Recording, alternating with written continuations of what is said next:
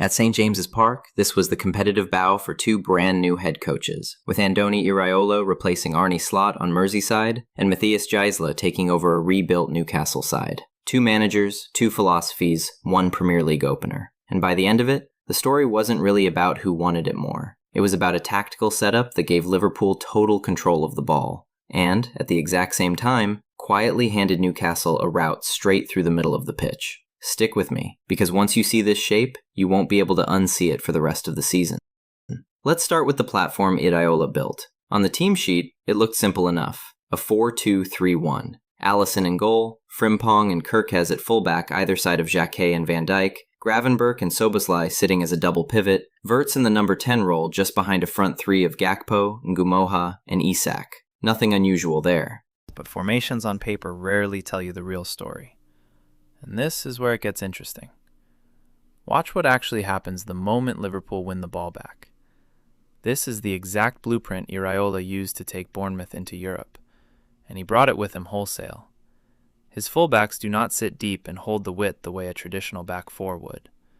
Frimpong and Kirkez push high and narrow almost immediately, tucking inside to the point where they're functioning less like fullbacks and more like auxiliary central midfielders.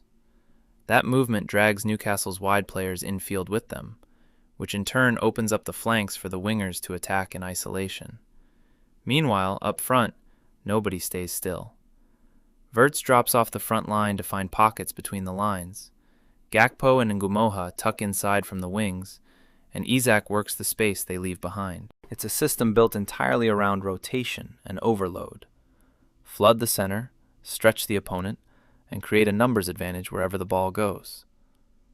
On paper, that should be suffocating. A double pivot, screening in front of the back two, fullbacks adding extra bodies in midfield, a front four constantly interchanging. For a mid-table side like Newcastle, that's the kind of structure that should starve them of the ball for 90 minutes. And for large parts of this game, it did exactly that. Liverpool had the better of possession and territory for almost the entire match. But here's the catch, and it's the same catch that comes with every version of this system, whether it's at Bournemouth or now at Anfield. When your fullbacks are pushed high and narrow, and your front four are all rotating into central areas, the pitch in behind them opens up like a trap door.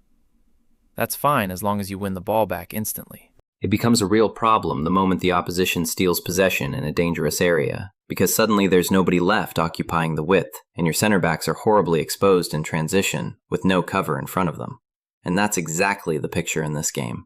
Jacquet, on his first Premier League start, was still building an understanding with Van Dijk, two center backs who had barely trained together, now being asked to defend in the biggest open spaces a Premier League backline can face, one-on-one, in behind a midfield that had pushed miles up the pitch. The moment Gravenberch and Szoboszlai were bypassed with one simple pass forward, there was no second wave of protection. Newcastle didn't need a complicated move to exploit it. They needed one ball in behind and one runner in Anthony Elanga, sprinting into the exact channel that Liverpool's own structure had vacated. Now flip it around and look at how Newcastle set up without the ball, because this is the part that made the whole afternoon so frustrating to watch from a Liverpool perspective.